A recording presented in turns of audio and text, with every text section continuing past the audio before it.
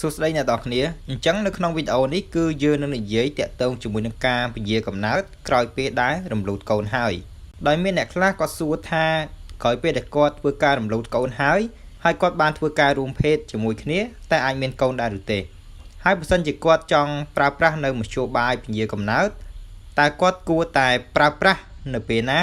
ដើម្បីឲ្យត្រឹមត្រូវហើយមានសុវត្ថិភាពសម្រាប់គាត់ដើម្បីជៀសវាងការមានកូនដោយចៃដន្យនឹងម្ដងទៀតចឹងមុននឹងខ្ញុំធ្វើការបកស្រាយតាក់ទងជាមួយនឹងប្រធានបទមួយនេះគឺខ្ញុំសូមឲ្យអ្នកនរគ្នាធ្វើការចុច Subscribe នៅ Channel ម៉ាក់ពិសិដ្ឋនេះម្នាក់មួយមក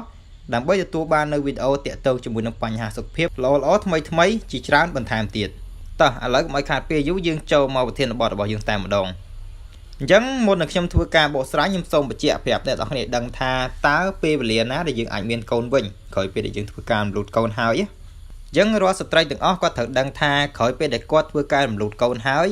ចាប់ពី2សប្តាហ៍ឡើងទៅបានន័យថា2សប្តាហ៍ក្រោយពេលដែលគាត់ធ្វើការរំលូតកូនហើយហ្នឹងបើសិនជាគាត់ធ្វើការរួមភេទគឺគាត់អាចមានកូនហើយត្រង់ចំណុចហ្នឹងគឺគាត់ត្រូវតែប្រុងប្រយ័ត្នឲ្យបានមែនទែន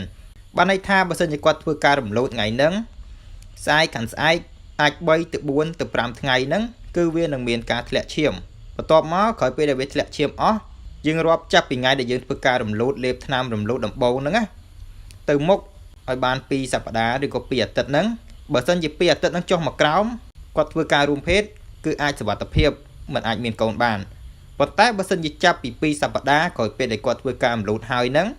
គាត់ធ្វើការរួមភេទគាត់អាចប្រឈមមុខជាមួយនឹងការមានកូនម្ដងទៀតបានអញ្ចឹងអ្នកនរគ្នាត្រូវប្រយ័ត្នក្នុងចំណុចហ្នឹងណាអញ្ចឹងក្រោយពេលដែលយើងដឹងថាក្រោយពេលដែលយើងធ្វើការរំលូតហើយចាប់ពី2សប្តាហ៍ឡើងទៅ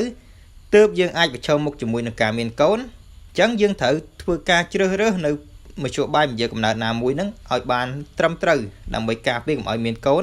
ម្ដងទៀតឲ្យសោះអញ្ចឹងសួរថាចុះបើសិនជាគាត់ចង់ប្រើប្រាស់នៅមធ្យោបាយពន្យាកំណើតតើគាត់គួរតែចាប់ផ្ដើមប្រើវានៅពេលណាតាមពិតទៅមធ្យោបាយពន្យាកំណើតលើកលែងតែកងដាក់ក្នុងស្បូនហើយនឹងការ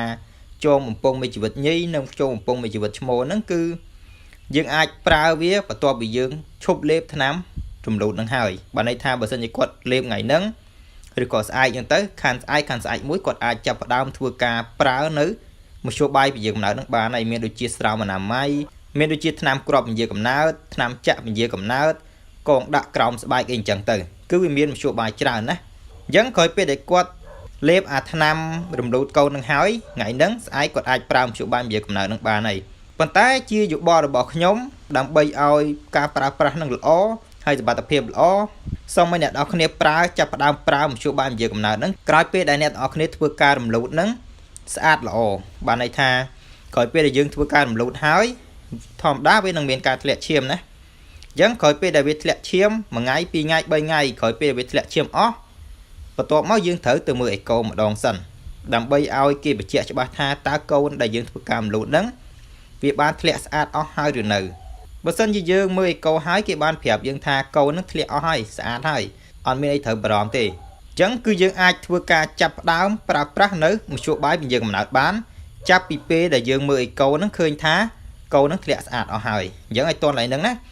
អញ្ចឹងពេលវេលាដែលយើងអាចចាប់ផ្ដើមប្រើប្រាស់នៅមធ្យោបាយពន្យាកំណើតក្រោយពេលដែលយើងធ្វើការរំលូតហើយហ្នឹងគឺនៅពេលដែល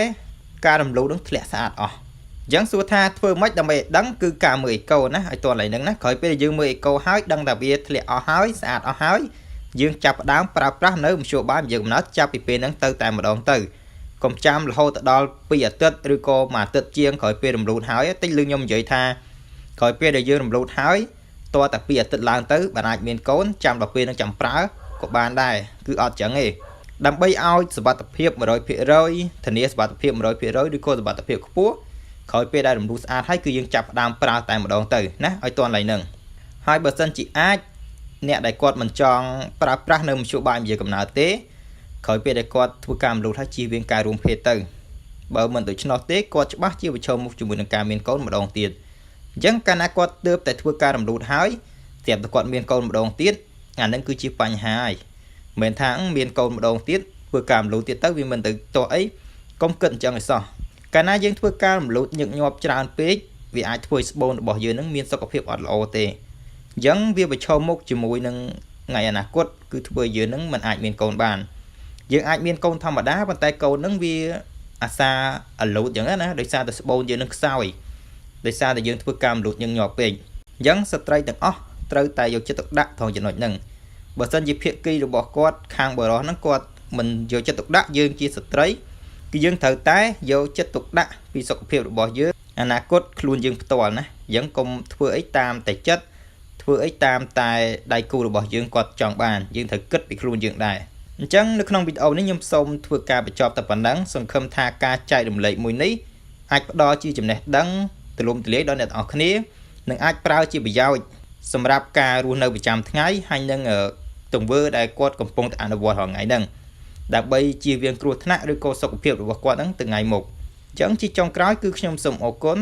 សូមជម្រាបលាហើយបើសិនជាមានចម្ងល់អីអត់ច្បាស់ត្រង់ចំណុចណាអាចធ្វើការ comment នៅក្រោមវីដេអូហ្នឹងបន្ថែមទៀតបានអញ្ចឹងខ្ញុំសូមអរគុណសូមជម្រាបលា